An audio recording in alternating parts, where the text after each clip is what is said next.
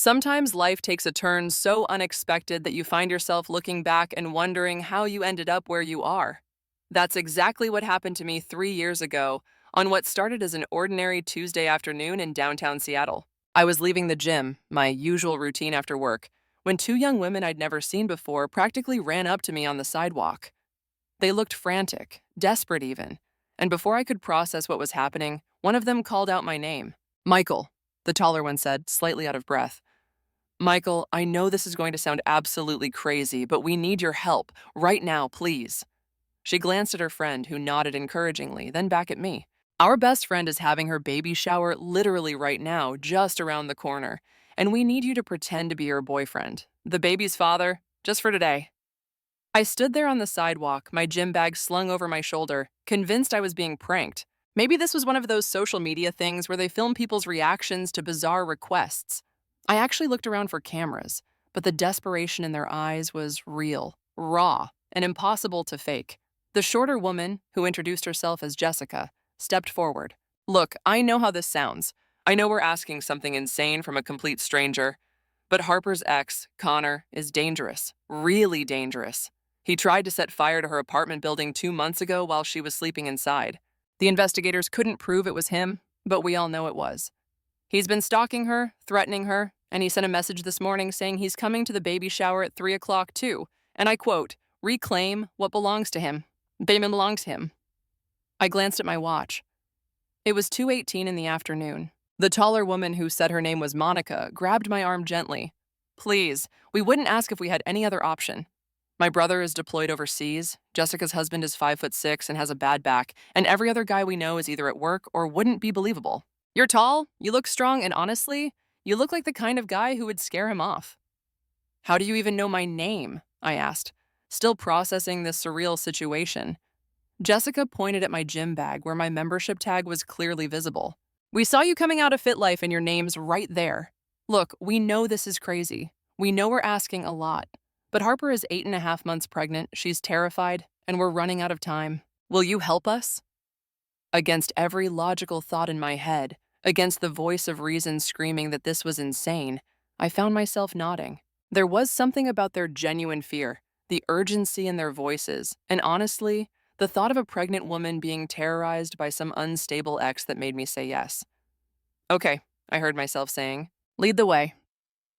They practically dragged me around the corner and down a tree-lined street filled with Victorian-style houses. We stopped at a mint green one with white trim, and I could see through the windows that it was decorated with pink streamers and balloons. A handmade banner reading, "Welcome Baby Girl," hung across the porch. My stomach did a flip. This was really happening. Wait, I said as we climbed the porch steps. What's my story? How long have we been together? What's my job? Where did we meet? Monica and Jessica exchanged glances. Just follow Harper's lead, Jessica said. She's smart, she'll guide the conversation. The main thing is to look protective and devoted. Can you do that?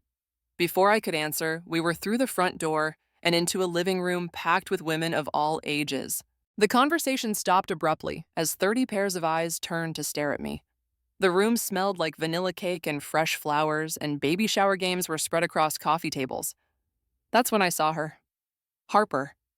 My heart literally stopped. It was Rebecca from my comparative literature class back at the University of Washington. The girl I'd spent an entire semester trying to work up the courage to talk to, who'd disappeared after sophomore year without a trace. She was sitting in an oversized armchair, obviously pregnant, her auburn hair longer now, her face showing signs of exhaustion and stress. When our eyes met, I saw the exact moment she recognized me too. Her green eyes went wide, her lips parted in shock, but she recovered quickly. Everyone, Monica announced to the room, her voice bright and cheerful but with an underlying tension. This is Michael, Harper's boyfriend and the baby's father. Sorry he's late, he got held up at work. The room seemed to exhale collectively. Women smiled and waved, a few called out greetings, but I could feel the undercurrent of anxiety. These people were all in on something, all part of protecting Harper from whatever threat Connor posed. I made my way through the room to Harper's chair, trying to look like a devoted boyfriend rather than a completely confused stranger who'd just been pulled off the street. Hey, sweetheart, Harper said, her voice wavering slightly. She reached up and took my hand, squeezing it hard enough that I could feel her trembling. I'm so glad you made it. I squeezed back and smiled down at her, trying to convey with my eyes that I was here, that I'd play along, that she was safe. Wouldn't miss it for the world, I said, surprised at how natural the words felt. An older woman who had to be Harper's mother approached us. She had the same auburn hair, though streaked with silver, and the same green eyes. "Michael," she said, and I could hear the relief in her voice. "Thank you for being here. I know work has been keeping you so busy lately." She turned to the room. "Everyone, let's get back to the presents." Harper was just about to open the one from Aunt Linda. I pulled up a chair next to Harper as she reached for a large box wrapped in yellow paper with tiny ducks on it. Her hands were shaking as she pulled at the ribbon. I wanted to help her, to take over, but I knew that would look strange. Instead, I just sat close, one hand resting on the arm of her chair, trying to project an aura of calm protection I definitely didn't feel. "Oh, it's beautiful," Harper said, pulling out a handmade quilt covered in butterflies and flowers. She held it up for everyone to see, and the room made appropriate cooing noises. But I could see the forced nature of the smiles, the way people kept glancing at their phones, checking the time. It was 2:32 now. Harper's phone buzzed on the side table. She glanced at it, and I saw her face go pale. Without thinking, I picked it up and looked at the message. It was a video, sent from a number with no name attached. In it, a man was driving, the camera showing his face. He was handsome in a rough way, with dark hair and intense eyes, wearing a leather jacket. "On my way to get what's mine," he said to the camera. "Hope you didn't think you could replace me that easy, Harper. See you soon, baby." "That's the 6th one today," Harper whispered to me, her voice barely audible. "They've been getting worse." An elderly woman sitting on the couch leaned over to her neighbor, not quite quietly enough. "Remember what Connor did at Christmas? Threw that wine bottle at Harper's head? If her brother hadn't deflected it..." Harper's mother was suddenly there, crouching beside us. "Michael, dear, I can't thank you enough for agreeing to do this. I know Harper probably didn't tell you how bad it's gotten. She never wants to worry anyone. But the last time Connor showed up somewhere uninvited, he broke her friend Sarah's nose just for trying to intervene." I felt a cold anger settling in my chest. This wasn't just some unstable ex making empty threats. This was a violent man who had hurt people, who was coming here to hurt Harper and possibly anyone who got in his way. I found myself unconsciously shifting closer to Harper's chair, my body language becoming genuinely protective rather than just playing a part. Another video arrived at 2:38. Connor again, this time showing the street sign at the end of Harper's mother's block. "Nice neighborhood," he said. "Lots of fancy houses. Be there in 20 minutes. Better tell all those hens to clear out unless they want problems." The atmosphere in the room shifted palpably. Mothers started gathering their children, moving them toward the back of the house. Someone suggested maybe they should start wrapping up the party, but Harper's mother shook her head firmly. "No, we're not letting him ruin this. We're going to finish opening these presents like normal people." But normal was impossible. Harper tried to focus on unwrapping a set of tiny pink onesies, but her hands were shaking so badly she could barely manage the tape. Women were whispering in small groups, and I caught fragments of conversation. "Last time he came to a party, 4 people ended up in the emergency room. Remember when he showed up at her work? The restraining order expired last month and the judge wouldn't renew it." At 2:45, another text arrived. This one was just a photo of the house, taken from across the street. I could see the porch with its welcome banner, could even make out shapes through the living room window. The message underneath read, "I count about 20 cars. Hope your new man is ready for me." Harper instinctively moved closer to me, and I put my arm around her shoulders. She was trembling like a leaf. The room had gone quiet except for the sound of a children's cartoon playing in the back room where some of the kids had been moved. Several women had their phones out, fingers poised over 911. "Should we call the police now?" someone asked. Harper's mother shook her head bitterly. "They won't come until something actually happens. We tried before, remember? They said without an active threat or violence in progress, it's a civil matter." At 2:52, Harper's phone rang. She fumbled for it, accidentally hitting speaker button as she answered. Connor's voice filled the room, causing several people to flinch. "I see you've got quite the party going on, Harper. That's real nice. Bunch of people there to witness when I come get my kid. 10 minutes, baby. Hope you picked a winner this time. Would hate to have to teach another lesson like I did with that loser from your work." The line went dead. The entire room seemed to collectively move away from the front of the house. 2 women were crying quietly. Harper stood up shakily, moving to stand behind my chair as if using me as a shield. I stood up too, positioning myself between her and the front door. "It's going to be okay," I said quietly, though I wasn't sure I believed it myself. I was just a guy who'd been walking home from the gym. I wasn't prepared for this. But looking at Harper's terrified face, at all these women who'd come to celebrate a new life and were now cowering in fear, I felt something harden inside me. Connor might be dangerous, but he was also a bully. And bullies often backed down when confronted by someone they couldn't intimidate. At exactly 3 o'clock, we heard it. The sound of a truck engine revving outside, music blasting so loud the windows vibrated, then sudden silence. Heavy footsteps on the porch, deliberate and slow. The door didn't knock. It just opened, as if Connor had every right to walk in uninvited. He stood in the doorway, backlit by the afternoon sun, and I got my first real look at him. He was about 6'2", muscular in the way that suggested hours at the gym, with tattoos covering his neck and arms. He wore a black tank top despite the cool Seattle weather, showing off more ink that looked military in origin.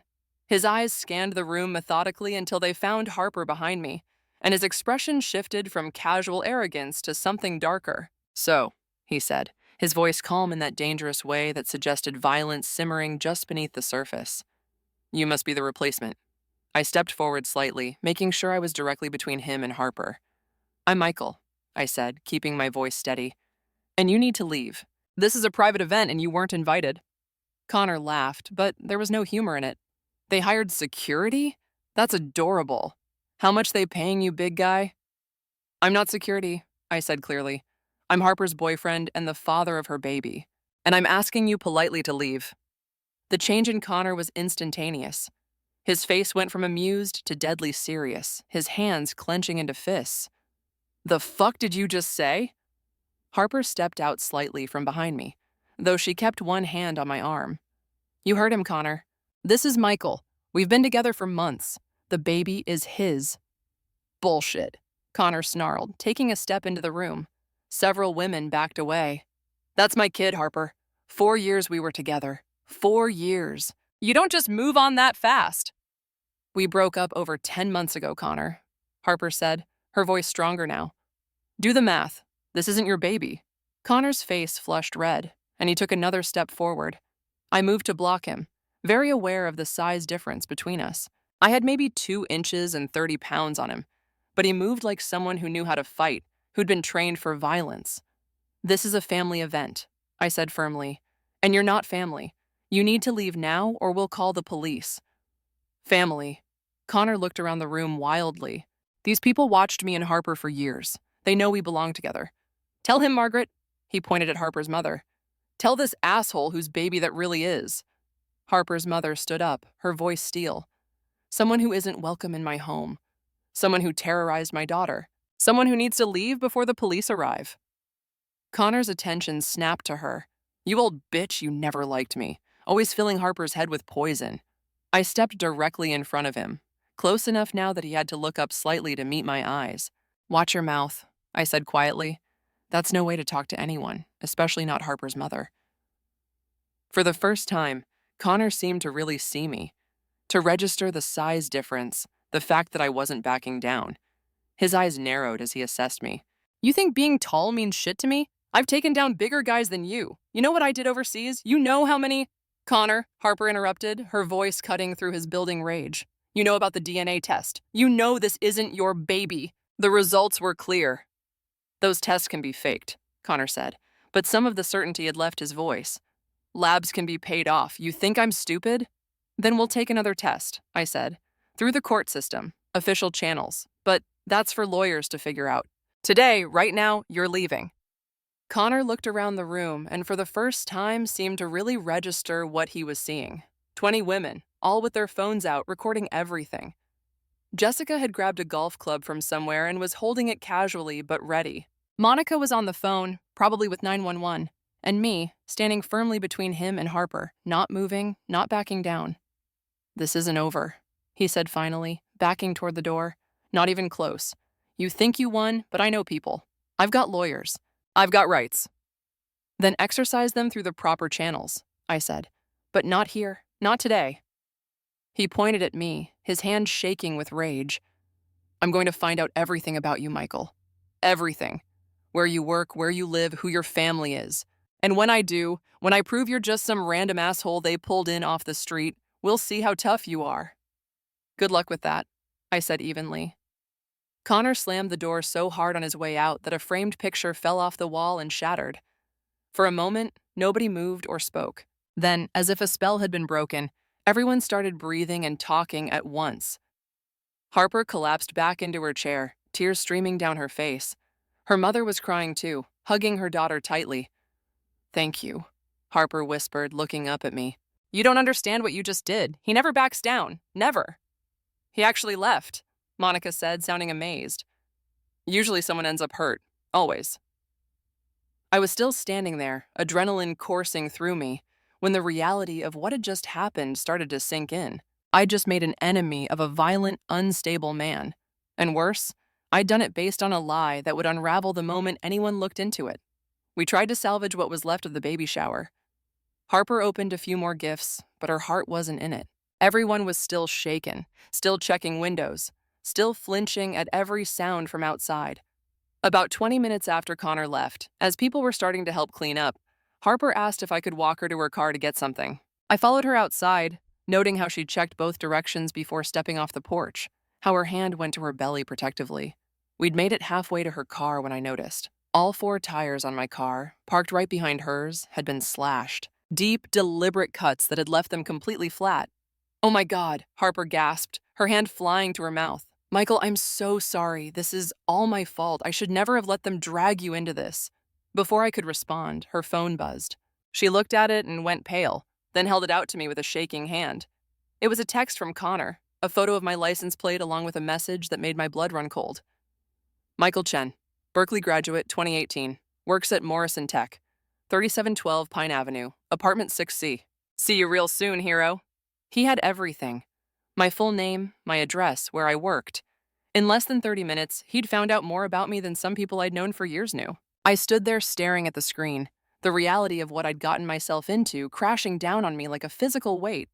The women from the baby shower started coming out of the house, drawn by Harper's distressed sounds. They gathered around us, and suddenly I was surrounded by protective, angry women who looked ready to form a human shield if necessary.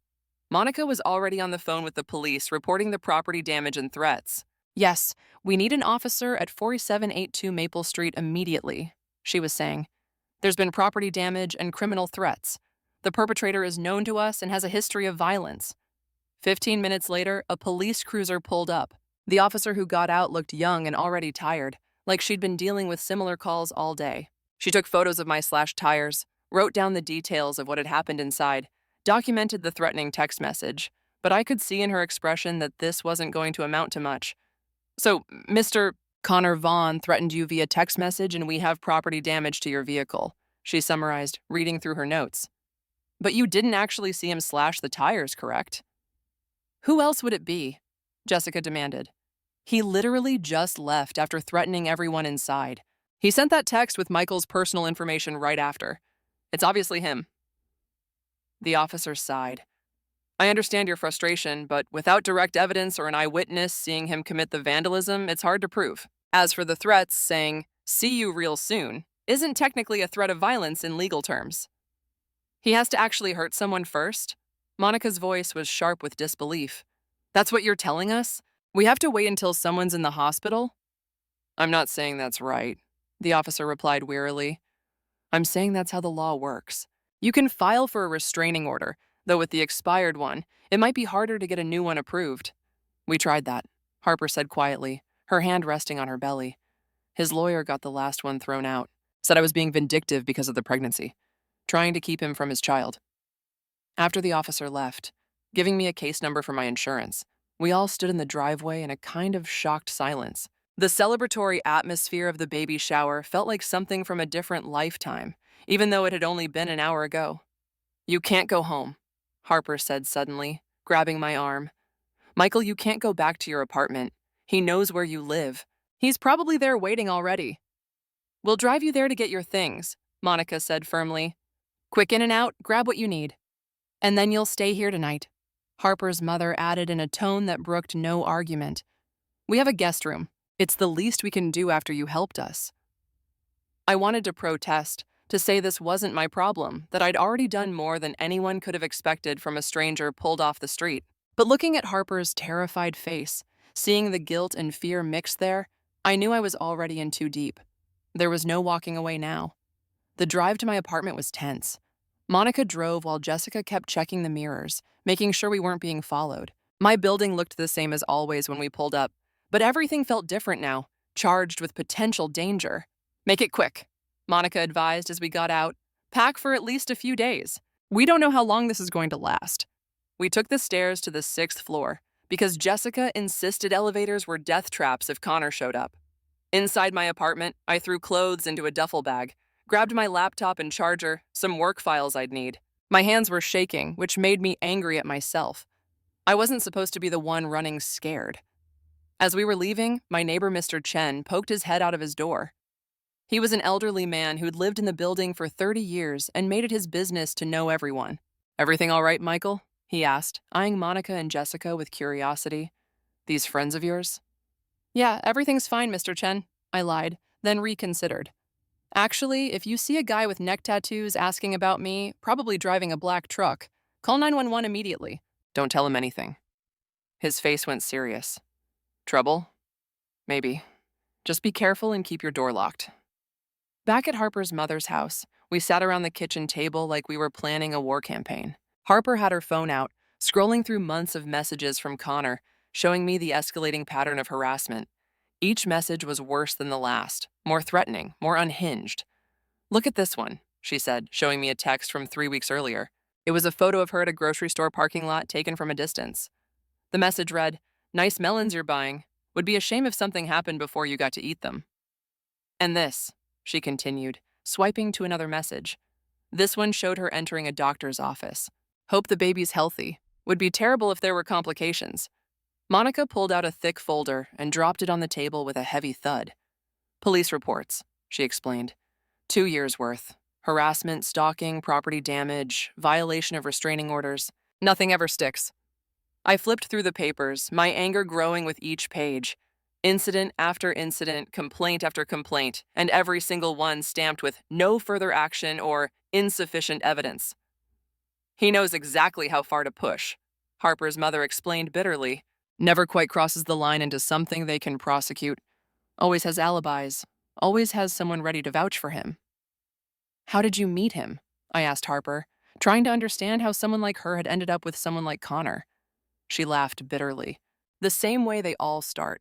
He was charming, attentive, everything I thought I wanted. Flowers every week, thoughtful gifts, always saying the right thing. The control started so small I didn't even notice at first. He didn't like my friends, said they were a bad influence. Thought my clothes were too revealing. Said he just wanted to protect me from other guys. Got upset if I didn't text back within 5 minutes." "Classic pattern," Monica said quietly. "They isolate you slowly, make you dependent, then when you're trapped, the real them comes out." "The first time he hit me," Harper continued, her voice barely above a whisper. "He cried afterward. Got on his knees, begged me to forgive him, said it was PTSD from his deployment, that he'd get help. And I believed him. I actually believed him." "It's not your fault," her mother said firmly. "These men are experts at manipulation." "The pregnancy wasn't planned," Harper admitted, unconsciously rubbing her belly. "When I told him, he was actually happy at first, said it meant we were meant to be together forever. But then he got more controlling, more jealous, started accusing me of cheating, demanding to know where I was every second. The final straw was when he pushed me down the stairs. I was only 2 months along, but I could have lost the baby. That's when I finally left. And he's been escalating ever since," Jessica added. "The fire at her apartment building was 2 months ago. He was supposedly at a bar with friends. They all gave him alibis, but we know it was him. The investigator said it was electrical," Harper said. "But my roommate said she smelled gasoline in the hallway that night.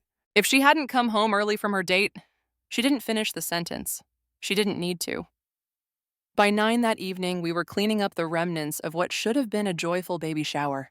Pink streamers came down, balloons were popped and thrown away. The welcome baby girl banner was folded up and put in a box. It felt wrong somehow, packing away what should have been happy memories, storing them alongside fear and threats. I was helping Harper's mother wash dishes when she spoke quietly.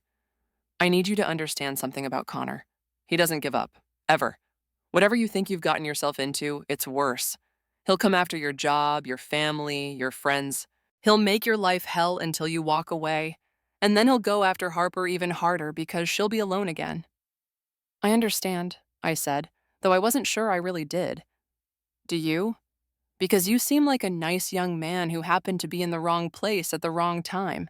You don't owe us anything. You could walk away right now and no one would blame you. I thought about it. She was right. I could leave, go stay with friends, maybe leave town for a while until this blew over. It wasn't my fight. Harper wasn't really my girlfriend. The baby wasn't mine. These people weren't my family. But then I remembered Harper's face when Connor had walked in, the terror there, the way she'd instinctively moved behind me for protection. I'm not going anywhere, I heard myself say. That night, trying to sleep in the guest room of a stranger's house, I stared at the ceiling and wondered what I'd gotten myself into. My phone buzzed. Unknown number. I almost didn't answer, but something made me pick up. Hello, Michael.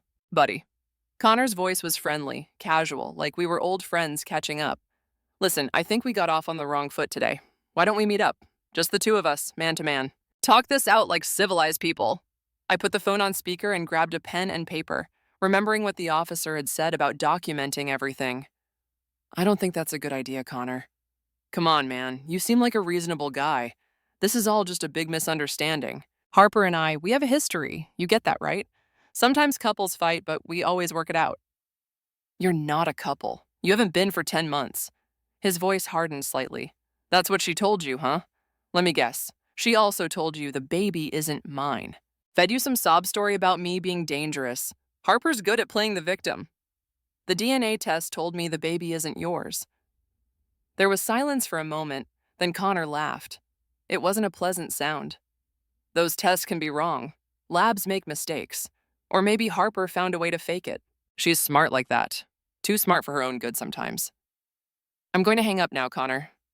That's fine, he said, his voice light again. We'll talk soon, real soon. Oh, and Michael, I know you like that coffee shop on 3rd Street, the one with the good espresso. Maybe I'll see you there tomorrow morning. You usually go around 7:30, right? My blood went cold. He'd been watching me for weeks, maybe longer. This wasn't just about today. He'd been preparing for this, studying me, learning my routines. The line went dead. I sat there holding my phone, the implications washing over me. Connor hadn't just researched me after the confrontation. He'd known who I was before I ever walked into that baby shower, which meant Monica and Jessica hadn't chosen me randomly. They'd known exactly who they were approaching on that street. I found Harper in the kitchen, making herbal tea with shaking hands. We need to talk, I said. She looked up at me, and I saw the guilt written all over her face. You figured it out. How long has he been watching me? She set down her mug carefully. About 3 weeks. Monica noticed someone at your gym asking questions about you. Then Jessica saw him outside your apartment building. We think he was looking for potential threats, guys in the neighborhood who might interfere. So when Monica and Jessica approached me today, they knew who you were. Knew you went to that gym, knew your routine. I'm so sorry, Michael. We should have told you, but we were desperate and running out of time and… Rebecca, I said quietly, using her real name for the first time. Why did you really disappear after sophomore year? Her eyes filled with tears. Connor, he didn't want me in college. Said I didn't need a degree to be a mother. When I refused to drop out, he started showing up on campus, causing scenes, following me to classes, confronting any guy who talked to me. I had to leave, change my name, moved in with my mom, tried to start over. And he found you anyway. He always does. That's what you need to understand, Michael. He doesn't stop, ever. He'll keep coming until he gets what he wants or until what? Until someone stops him. Permanently. The next morning, I woke to find Harper's mother on the phone with a lawyer. The sun was streaming through the guest room windows, and for a moment I forgot where I was, forgot about the insanity of the previous day. Then it all came rushing back. Richard says he's sent emails to everyone, Harper's mother was saying as I came downstairs. Her employer, her landlord, even tracked down family on social media. Harper was at the kitchen table, Cassandra sleeping in her arms, looking at her laptop with mounting horror. He sent messages to everyone at my company saying I'm mentally unstable, that I'm keeping his baby from him out of spite, My boss has already called asking what's going on. This is what he does, Monica explained, seeing my confusion. If he can't have you, he'll destroy your life so you have nowhere to go except back to him. Classic abuser tactic. We need to go to the police, I said. This is harassment, defamation. Already tried, Jessica said, coming in from the living room. They say it's free speech. He's not making threats, just sharing his concerns about the mother of his child. As long as he doesn't explicitly threaten violence, they can't do anything. By noon, we were at the Seattle Police Department, sitting across from Detective Jerome Paulson, a tired-looking man in his 50s who'd clearly seen too much of this kind of thing. Mr. Chen, Miss Martinez, he said, reading through our statements. I understand your frustration, but Mr. Vaughn hasn't technically broken any laws. He slashed my tires, I pointed out. Can you prove it was him? Any witnesses? Security footage? He sent me a threatening text right after with my home address. Circumstantial. Could be coincidence. Harper laughed, but there was no humor in it. Coincidence. Right. Just like it was coincidence that my apartment building caught fire. Just like it's coincidence that he shows up everywhere I go. Detective Paulson leaned forward, and for a moment the professional mask slipped. Look, I believe you. I've been doing this for 24 years. I know exactly what kind of man Connor Vaughn is. But belief isn't evidence. The law needs proof, hard evidence that he's committed a crime. So we just wait until he hurts someone? Harper's mother asked. That's what you're telling us? I'm telling you to document everything. Install security cameras, vary your routines. The moment he crosses the line into actual criminal behavior, someone has to get hurt first. Harper finished flatly. I know, everyone keeps telling me that. I'm sorry, the detective said, and he sounded like he meant it. That's how the system works, but between you and me, guys like Connor always escalate. Always. Be ready when he does. We left the police station feeling worse than when we'd arrived. The system that was supposed to protect people like Harper seemed designed to fail them instead. Monica drove us to Harper's apartment so she could pack more clothes, especially with the baby coming so soon. But when we got there, the door to her apartment was slightly open. Don't touch anything, Jessica said as Harper reached for the handle. Let me. She pushed the door open with her foot and we peered inside. At first glance, everything looked normal. The living room was tidy, kitchen clean, nothing obviously disturbed. But Harper gasped and pushed past us, heading for her bedroom. On her pillow was a tiny pink booty, one from yesterday's baby shower presents. He was here, Harper whispered, backing away from the bed like it was contaminated. He has a key. He was in my bedroom, touching my things. I already had my phone out, calling 911, but we all knew what they'd say. No forced entry, nothing stolen or damaged, just a baby booty on a pillow. Not a crime, just a message. He could get to her whenever he wanted. Monica was already calling a locksmith while we waited in the hallway. None of us wanted to be inside the apartment knowing Connor had been there, touching things, leaving his presence like a stain. 3 hours and $500 later, every lock had been changed. The locksmith, an older man named Frank, shook his head as he worked. Third job like this week, he said. Lot of women with ex problems lately. Lately? Jessica asked. Well, always, I guess. Just seems worse recently. Like these guys don't understand that no means no anymore. Or maybe they never did. I tried to go back to work on day 4, thinking some normalcy might help. But when I walked into the Morrison tech offices, I could tell immediately something was wrong. People were looking at me strangely, conversations stopping as I passed. Michael, my boss Janet called from her office. Can I see you for a moment? My stomach sank as I walked in and closed the door behind me. Janet was a good boss, fair and understanding, but she looked uncomfortable now. We had a visitor yesterday, she said carefully. A Mr. Vaughn? Said he was the father of your girlfriend's baby and that you'd kidnapped her. Janet, I can explain. She held up a hand. He made quite a scene in the lobby. Security had to escort him out. He was shouting about parental rights and false imprisonment. Michael, I don't need to know the details of your personal life, but whatever's going on, it can't come here. This is a workplace. He's my girlfriend's ex. He's dangerous, been stalking her. Then that's a matter for the police. But I can't have him showing up here disrupting business, scaring employees. Do you need some time off to sort this out? I wanted to say no, that I needed the distraction of work, the normalcy of coding and meetings and coffee breaks. But I could see in her eyes that this wasn't really a request. Yeah, maybe a few days would be good, I said quietly. Take a week, she said, her expression softening slightly. Get this sorted out, Michael, and be careful. He seemed unstable. That evening, Harper called me crying. Someone claiming to be her husband had called all her doctor's offices and canceled her appointments. "I'm 8.5 months pregnant," she sobbed over the phone. "I need these appointments. The baby could come any day now." How did he even know who my doctors were? Monica spent hours on the phone the next day, calling doctors' offices, explaining the situation, trying to get Harper back on the appointment books. Most were sympathetic but scared. "We can see her," one receptionist admitted quietly, "but she'll need to use a different name for safety. We had a situation like this before. The ex showed up during an appointment. 3 people ended up in the emergency room." On day 5, I made the mistake of going to my usual coffee shop, trying to feel normal for just an hour. I was sitting in a corner booth, laptop open, pretending to work, when Connor slid into the seat across from me. "Michael," he said pleasantly, like we were old friends meeting for a casual chat. "Good to finally talk properly."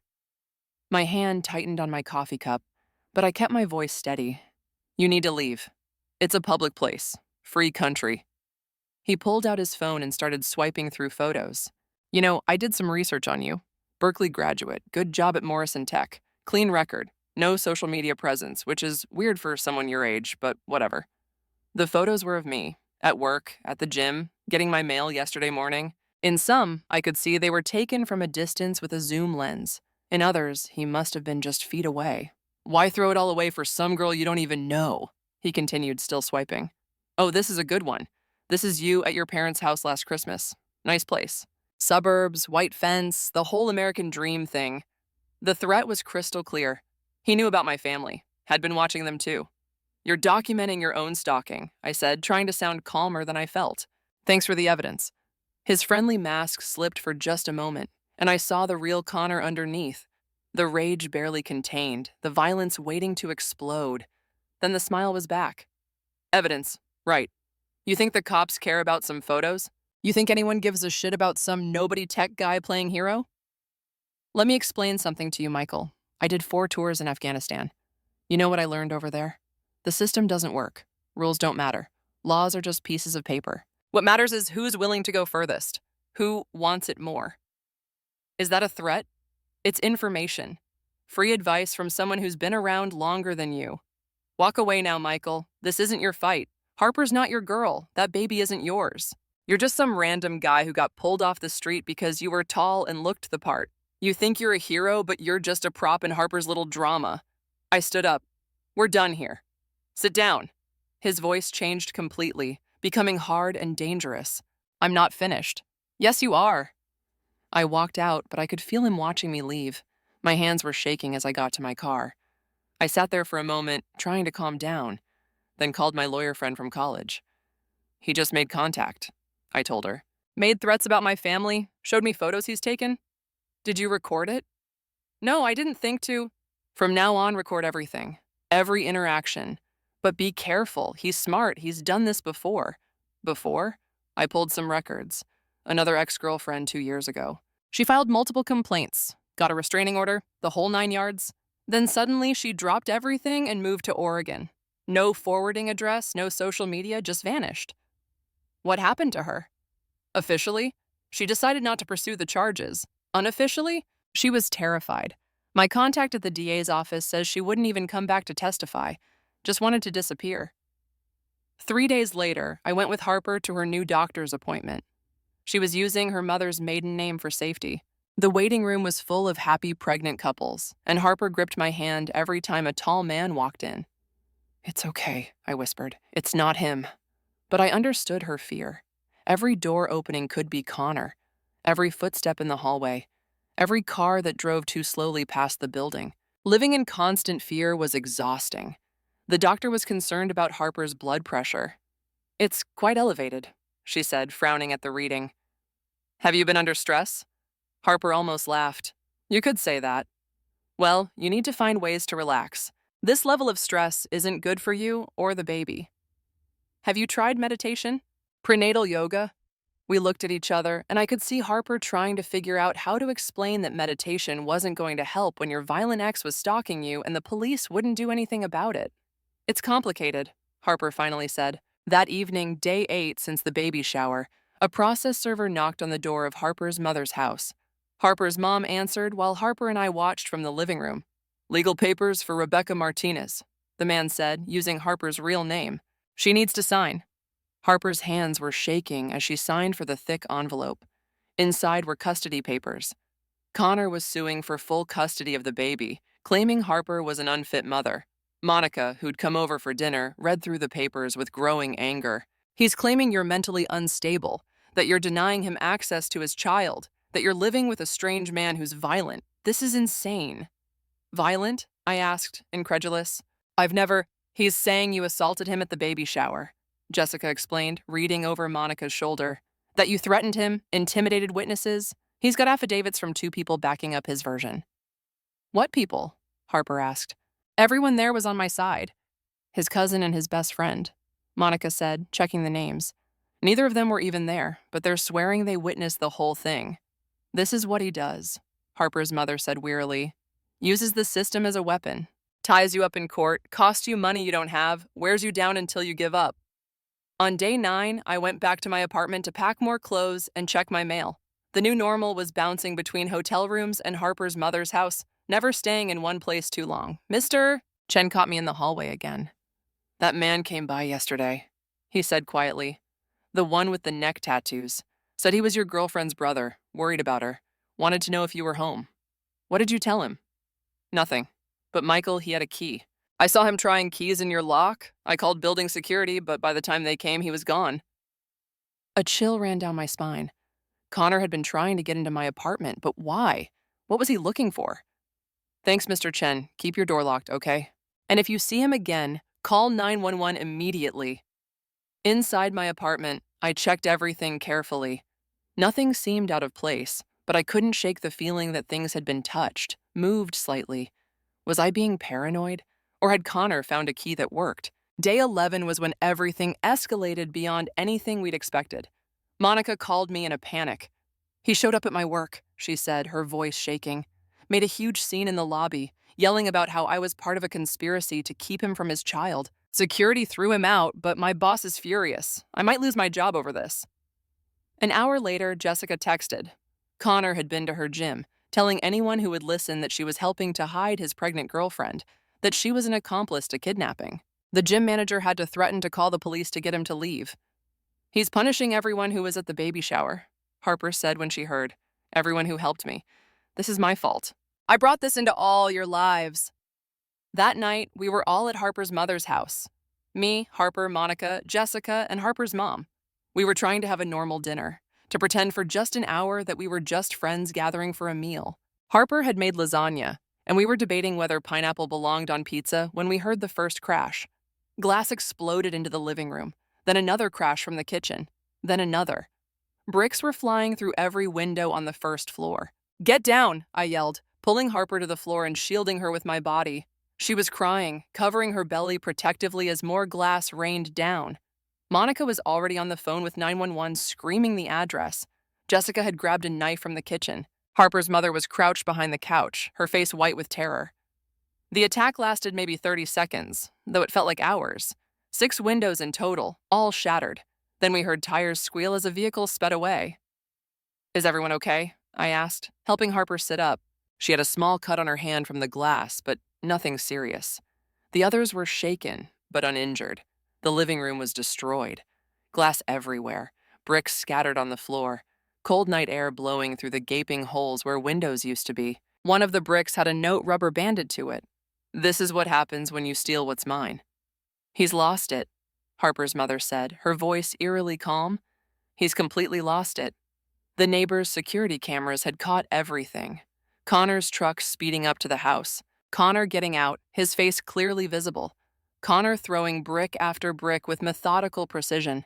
Connor driving away. Finally, Monica said when the police arrived. Finally, we have real evidence. Detective Paulson showed up personally, taking one look at the destruction and shaking his head. This is it, he said. This is what we needed. Assault with a deadly weapon, destruction of property, terroristic threats. He crossed the line. People could have been killed, Harper's mother said, still in shock. Those bricks, if one had hit someone. We'll arrest him in the morning, Detective Paulson assured us.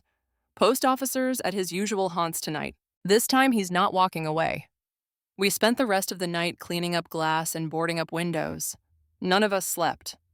Harper stayed in the guest room with towels stuffed under the door, said the smell of the night air through the broken windows made her sick. I sat on the couch with a baseball bat across my lap, watching the street outside through the boarded windows.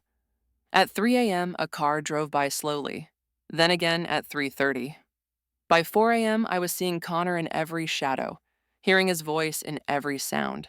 This was what he'd done to all of us, turned us into people who jumped at our own shadows, who couldn't feel safe even in our own homes. Detective Paulson called at 10 a.m. the next day. We got him, arrested at his workplace this morning. Made quite a scene, screaming about false accusations and his rights. But he's in custody. How long will they hold him? Harper asked when I told her. He'll be arraigned tomorrow. Given the severity of the charges and his history, bail should be high. Maybe he won't be able to post it. We should have known better. Connor's mother put up her house as collateral and paid the $50,000 bail. He was out by 4 p.m. that afternoon. By 6 p.m., his truck was driving past the house, just outside the 500-foot limit of the emergency restraining order. He'd measured the distance exactly. We could see him sitting there, engine running, watching. He's taunting us, Monica said, showing us the law can't protect us. Harper broke down crying. It's never going to end. He's never going to stop. Maybe I should just... Don't, her mother said firmly. Don't you dare finish that sentence. We're not giving up. We're not giving in. We're going to fight this. But I could see the exhaustion in everyone's faces.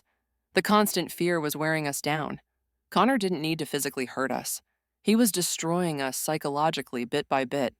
The next week was a blur of legal meetings, court hearings, and constant vigilance. Connor tested every boundary of the restraining order. He'd park exactly 501 feet away. He'd show up at places right after we left. His truck would drive by Harper's mother's house at all hours. Always legal, always calculated. Harper could barely eat. She wasn't sleeping. The stress was affecting the pregnancy, and her doctor was getting seriously concerned. But what could we do? How do you relax when someone is hunting you? Day 19, we had to face Connor in court for the custody hearing. Harper threw up twice that morning from nerves. She was massive now, due any day, and could barely fit behind the defendant's table. Connor showed up looking like a different person. Gone were the tattoos, covered by a conservative suit. His hair was cut short and neat. He looked like a concerned father, not the man who'd thrown bricks through windows. His lawyer was a sharp-dressed older woman who specialized in fathers' rights cases. She painted a picture that made me physically sick to listen to. My client has been systematically denied access to his child, she argued.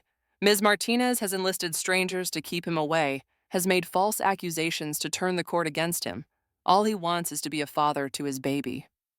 Your Honor, Harper's lawyer countered, Mr. Vaughn is not the biological father. DNA tests have confirmed this. He has a documented history of violence against Ms. Martinez. The recent arrest for assault, alleged assault, Connor's lawyer interrupted. Charges that mysteriously appeared after my client tried to assert his parental rights. The timing is suspicious, to say the least. The judge, a tired-looking man in his 60s, seemed overwhelmed by the case. He ordered a paternity test after birth, despite the existing DNA evidence. And worst of all, he granted Connor supervised visitation rights if the baby was determined to be his. Harper ran to the bathroom immediately after, and I could hear her sobbing through the door. Her mother and I stood outside, helpless. He's going to get access to my baby, Harper kept saying. After everything, they're going to let him near my baby. 2 days later, Detective Paulson suggested I should stay somewhere else for a while.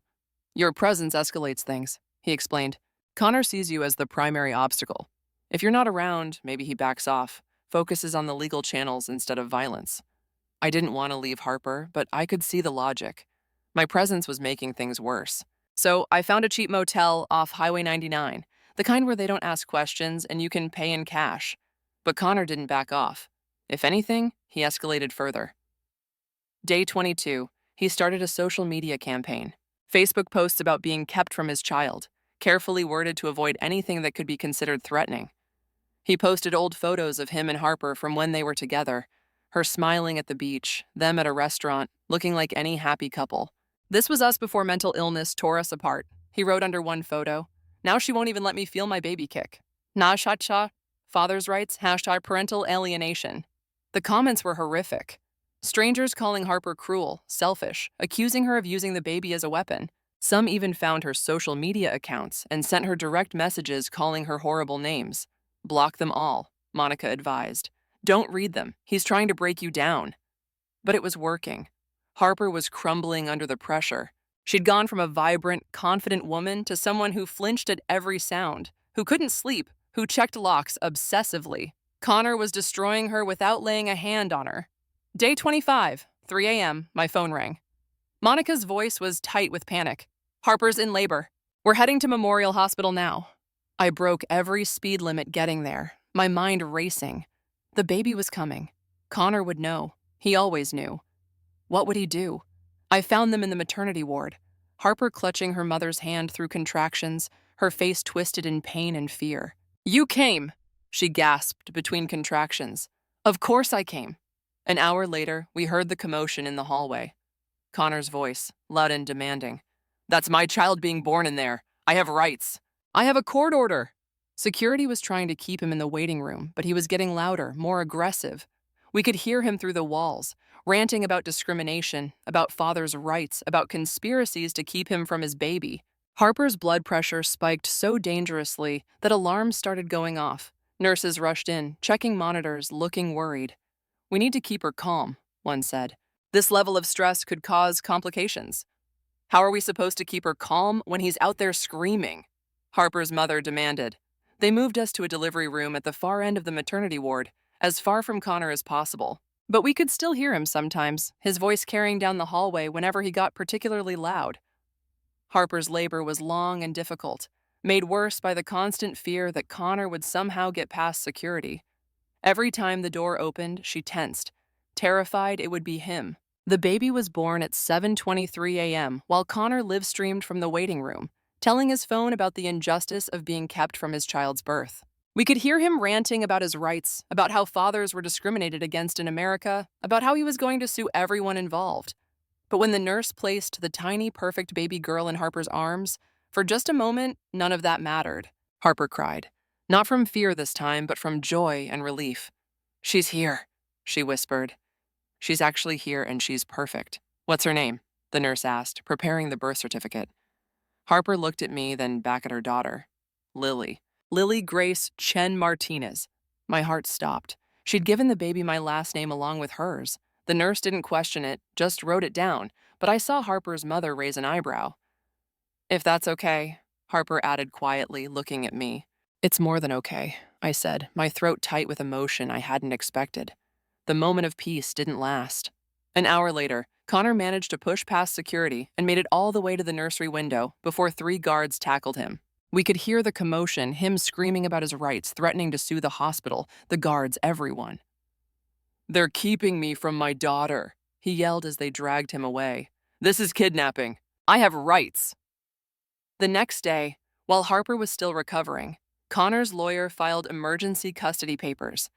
She argued that denying a father access to his newborn was psychological abuse, that Harper was already showing signs of mental instability by giving the baby a false father's name. This is insane, Harper's lawyer said, reading through the filing.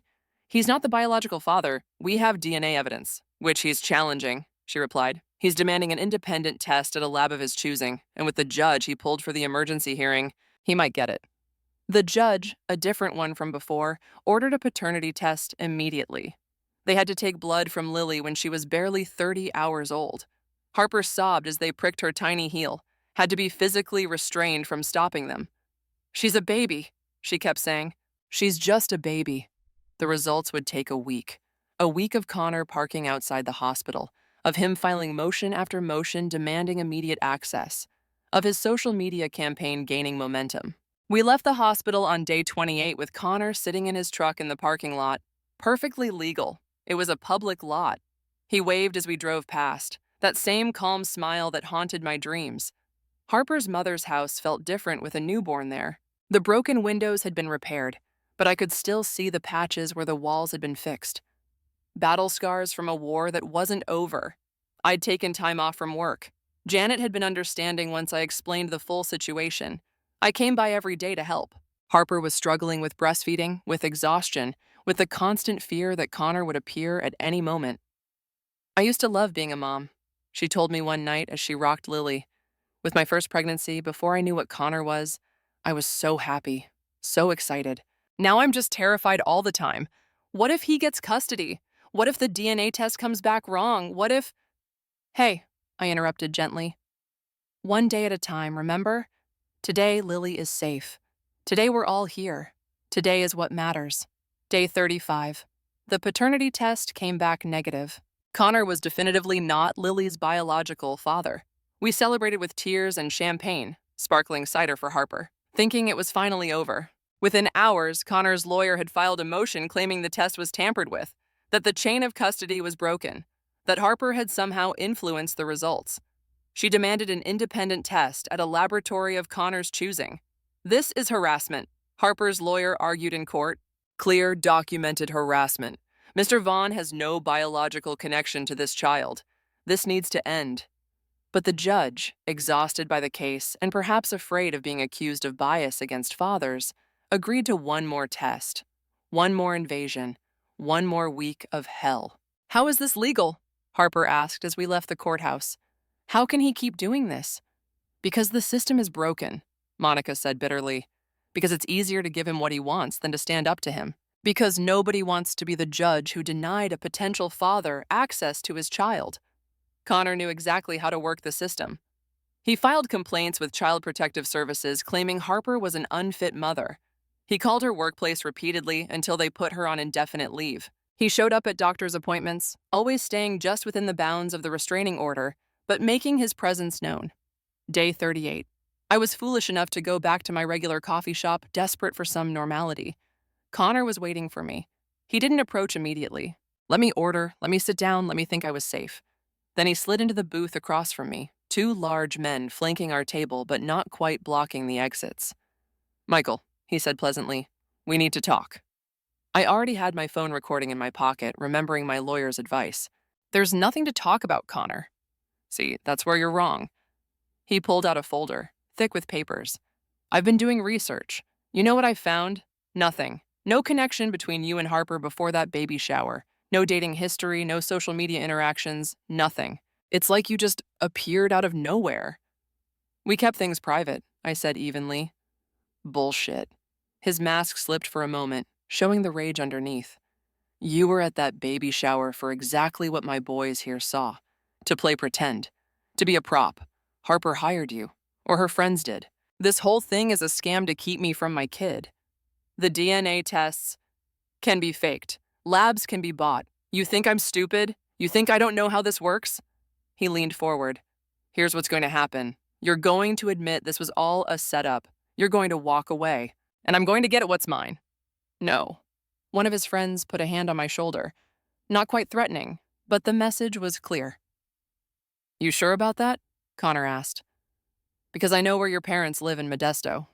Nice folks. Your mom gardens on Sunday mornings. Your dad golfs at that public course off Highway 99. Your sister Sarah teaches at Riverside Elementary. A lot of kids there. Be a shame if someone unstable showed up. You just threatened my family, I said clearly, making sure my phone caught it. That's a felony. Connor laughed. Prove it. My friends here didn't hear any threats. Did you guys hear any threats? They shook their heads, grinning. I stood up, my heart pounding but trying not to show fear. We're done here. Yeah, Connor said as I walked away. We are. But this isn't over. You made your choice, hero. Remember that when things get bad, you could have walked away. That night, I played the recording for Detective Paulson. He listened to it twice, taking notes. Combined with everything else, this might be enough for felony stalking charges, he said. The threats against your family, the pattern of harassment, let me talk to the DA. The second paternity test came back negative 2 days later. Connor's hand-picked lab confirmed what we already knew. He wasn't Lily's father. His lawyer tried to argue for a third test, but even the patience of the legal system had limits. Mr. Vaughn, the judge said, clearly fed up. 2 independent laboratories have confirmed you are not this child's biological father. Any further motions regarding paternity will result in contempt of court charges. This matter is closed. Connor stood up so fast his chair fell over. His lawyer grabbed his arm, whispering urgently, but he shook her off. This isn't over, he shouted. You can't keep me from my family. I know my rights. Bailiff, the judge said calmly. Please escort Mr. Vaughn from my courtroom. As they let him out, Connor turned to look at Harper. The expression on his face was pure hatred. "You'll regret this," he said quietly, but everyone heard it. That night, Harper's mother's house was vandalized. Spray paint across the garage door, the lawn torn up, every flower in the garden destroyed. The security cameras had mysteriously stopped working an hour before. "He's escalating," Detective Paulson said, surveying the damage. "This is extinction burst behavior. When abusers realize they're losing control, they often have one final explosion of violence. You all need to be very careful right now." "More careful?" Harper laughed bitterly, holding Lily close. "How can we be more careful? We don't go anywhere alone. We check locks constantly. We jump at every sound. What more can we do?" "Leave town," he suggested. "Stay with relatives, rent a place under a different name, just for a few weeks until we can arrest him." "With what money?" Harper asked. "I'm on unpaid leave because of his harassment. I just had a baby. I can't afford to run." I made a decision then. "I'll pay for it. Hotel, rental, whatever you need." "Michael, no, you've done too much already." "Harper, he threatened my family too. This isn't just your fight anymore. It's mine too." We found a hotel 40 minutes away that took cash and didn't ask questions. It wasn't fancy. Worn carpets, outdated furniture, the perpetual smell of old cigarettes. But it was safe. We checked in under false names, paid for a week up front. For a few days, it almost worked. Harper started to relax slightly. Lily slept better away from the constant tension. We developed a routine, taking turns watching the parking lot, going out only when necessary, always in groups. Day 43, 2 a.m. The fire alarm went off. Everyone stumbled into the parking lot in confusion. Families with crying children, elderly people in robes, teenagers complaining about the cold. In the chaos, I was scanning the crowd, keeping Harper and Lily close. Then I saw him. Connor standing by a truck at the edge of the parking lot, watching. When he saw I'd spotted him, he walked over, casual as anything. "Cute baby," he said, reaching out to touch Lily's head. I knocked his hand away. "Don't touch her." "Jumpy, aren't we?" He smiled. "Relax, hero. Just wanted to see my girls. Make sure they're okay. Hotel fires can be dangerous. All that confusion, easy for someone to get hurt." Then he was gone, melting back into the crowd before I could react. By the time the fire department cleared us to go back inside, false alarm, someone had pulled the alarm on the 3rd floor. Connor was nowhere to be found. "He knows where we are," Harper said, her voice dead. "He'll always know where we are." "Then we face him," I said. "We stop running." The next morning, I called Connor directly. "Finally ready to talk like men?" He answered on the first ring. "Meet me at Riverside Park, 2 p.m., just you and me." "Growing some balls, hero?" "All right, come alone." I didn't tell Harper. She would have tried to stop me. But something had to give. We couldn't live like this forever. Always running. Always afraid. At 2 p.m., I sat at a picnic table in the middle of the park. Public place, lots of witnesses. Connor showed up with 2 friends despite promising to come alone. "Insurance," he said, sitting across from me. "Now let's talk terms. You disappear, stop playing daddy. I get Harper and the kid. Everyone's happy." "That's not happening." "Then things get worse. Your parents will be under police protection," I interrupted. "I've already arranged it. Your threats are recorded, documented, and filed with the FBI since you crossed state lines to stalk them. You're done, Connor." His face went red. "You think you're smart?" I pulled out my phone, showing him it was recording. "I think you just threatened my family again in front of witnesses. I think you're about to be arrested for felony stalking. And I think Harper and Lily are never going to have to see you again." His friends moved closer, but other park visitors were starting to notice the confrontation. A mother pulled her children away. A jogger slowed, watching. Connor realized he was outnumbered, in public, being recorded. "You have no idea who you're messing with," he said quietly. "No idea what I'm capable of." "Actually, I do. That's why this ends now." That evening, I gave the recording to Detective Paulson. Combined with everything else, the harassment, the threats, the stalking across state lines, it was finally enough. "We'll arrest him tomorrow morning," he promised. "This time, no bail. He threatened a family across state lines. That makes it federal." I should have felt relief. Should have felt like we'd won. But I knew Connor too well by now. He wouldn't go quietly. I was right. That night, around 3 a.m., I woke to the sound of breaking glass. Not at the hotel, we'd moved again after the fire alarm incident. We were back at Harper's mother's house, all of us together, thinking there was safety in numbers. Connor had broken in through a back window. The same knife from the baby shower was in his hand. I heard Harper scream and was moving before I was fully awake. I burst into her room to find Connor advancing on her and Lily. "You took everything from me," he was saying. "Everything." I tackled him from behind. We crashed into the dresser, the knife spinning away. Connor was trained, military strong, but I was fighting for Harper and Lily. We rolled on the floor, trading punches, knocking over furniture. He got his hands around my throat. I kneed him in the stomach. He doubled over and I pushed him off. The knife was a few feet away. We both saw it at the same time. I grabbed it first, but not to use it. I threw it out the window, just as hotel security burst in. 3 of them pulled Connor off me as he screamed about his rights, his family, how he'd stolen his life. This time was different. Breaking and entering, assault with a deadly weapon, attempted murder, all caught on the home security cameras Harper's mother had installed after the brick incident. "He can't get bail for this?" Harper asked as she gave her statement, clutching Lily. "Not this time," Detective Paulson assured her. "This time, he stays in prison." The trial was 8 months later. By then, Harper and I were officially together.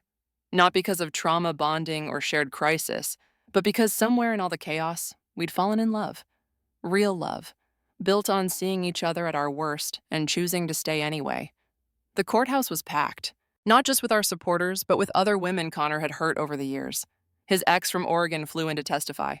2 other women we'd never known about came forward. One by one, they told their stories. The patterns were identical: charm, control, violence, stalking. Connor sat at the defense table in an orange jumpsuit, no longer looking like the threatening figure who'd terrorized us. Prison had aged him, shrunk him somehow.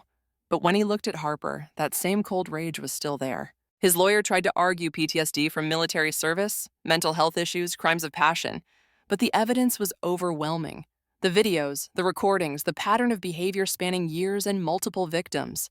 8 years in federal prison. It wasn't enough. It would never be enough for what he'd put us all through. But it was something. Harper cried when they read the verdict. Lily, now crawling and babbling, played with Harper's hair, oblivious to the significance of the moment. "It's over," Harper whispered. "It's actually over." But trauma doesn't end with a verdict. Even with Connor in prison, we all carried scars. Harper still flinched at unexpected sounds. I still checked locks multiple times. Monica had trouble trusting new people. Jessica had panic attacks in crowds. We all went to therapy, individually and together. Slowly, painfully, we healed. The hypervigilance faded. The nightmares became less frequent. We learned to feel safe again. Harper and I got married 2 years later in a small ceremony in her mother's backyard. The same backyard where Connor had thrown bricks through windows. Now it was decorated with white roses and twinkling lights. Monica was Harper's maid of honor. Jessica was a bridesmaid. Harper's mother walked her down the aisle. Lily was our flower girl, now old enough to take her job very seriously, carefully sprinkling petals in an almost straight line. "In my vows," I said, 2 strangers pulled me off the street and asked me to pretend to love you. But somewhere along the way, I forgot I was pretending. You showed me what real strength looks like. You taught me that family isn't just about blood. It's about who shows up, who stays, who fights beside you when things get dark. I promise to always show up, always stay, always fight for you and Lily and any other children we're blessed with. Harper's vows included, you were supposed to be a stranger at a baby shower, a prop for a few hours. Instead, you became our protector, our peace, our family. You chose us when you had every reason to walk away. You stood between us and danger without hesitation. I promise to choose you back every day, forever. There wasn't a dry eye in the backyard. Even the officiant had to pause to compose himself. We had 2 more children after that, a boy named James and another girl named Rose. They grew up knowing Michael as their father, never questioning it. But Lily always knew she was special somehow. When she was 6, she asked why she had a different last name than her siblings. We'd kept Chen Martinez for her, while the others were just Chen. We explained in age-appropriate terms that families come in all shapes, that love matters more than names. "So, Daddy chose me?" she asked, processing this information with the seriousness only a 6-year-old can manage. "He chose both of us," Harper explained, "and we chose him back. That makes us extra special," Lily decided. Because we're a chosen family. Connor served 6 years of his 8-year sentence before being released on parole. We got the notification, of course. The victim services coordinator called to let us know to make sure we were prepared. But we were different people by then, stronger. We'd built a life, a real family, a home filled with love instead of fear. We had security systems and safety plans, but we didn't live in terror anymore. Connor never contacted us again. Maybe prison had changed him. Maybe he'd found other targets. Maybe he just knew that we were no longer victims he could intimidate. We occasionally heard rumors that he'd moved to Texas, that he'd remarried, that he'd gotten in trouble again. But they were just rumors, and we didn't go looking for facts. "Do you ever regret it?" Harper asked me once, years later. We were sitting on our back porch, watching our children play in the sprinkler. Lily was trying to teach James and Rose some complicated game only she understood the rules to. Getting pulled into all this? I thought about it. About the fear, the violence, the complete disruption of what had been a normal, quiet life. About slashed tires and thrown bricks and nights spent watching shadows. But then I looked at Harper, still beautiful but with laugh lines now, gray starting to thread through her auburn hair. At our children shrieking with joy as they ran through the water. At the life we'd built from the ashes of trauma. Never, I said honestly. Not for a second. And I meant it. Sometimes the worst moments of your life lead to the best. Sometimes a terrible lie becomes a beautiful truth. Sometimes two strangers on a street corner change everything. "Mommy, Daddy, watch this," Lily called, attempting some kind of gymnastic move that ended with her sprawled on the grass, laughing. "We're watching, baby," Harper called back. "We're always watching." And we were. Not out of fear anymore, but out of love. Pure, chosen, fought for love. The kind that's worth everything it costs to keep. Looking back now, I can trace every major moment of my life to that Tuesday afternoon when Monica and Jessica stopped me on the street.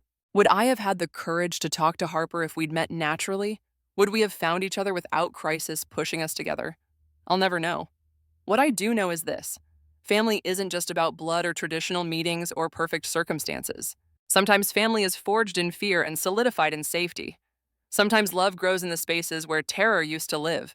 Sometimes the best thing that ever happens to you starts with a desperate plea from strangers. "Tell us the story again," Lily asks sometimes, "about how you became our daddy." And I tell her the version she's ready for. How two of Mommy's friends asked me to help. How I met Mommy and fell in love. How we became a family. Someday, when she's older, I'll tell her the full truth. About Connor, about the fear, about how sometimes you have to fight for the family you choose. But for now, she knows the only truth that really matters. She is loved, she is chosen, and she is safe. We all are. And that's the happiest ending I could have imagined when two panicked women called my name on a street corner and changed my life forever. The sun is setting now as I finish writing this, painting the sky in shades of pink and gold. Harper is in the kitchen, singing off key to whatever's on the radio. The kids are supposed to be getting ready for bed, but are probably building a fort instead. Normal, beautiful chaos. My phone rings. Unknown number. For just a second, my heart speeds up.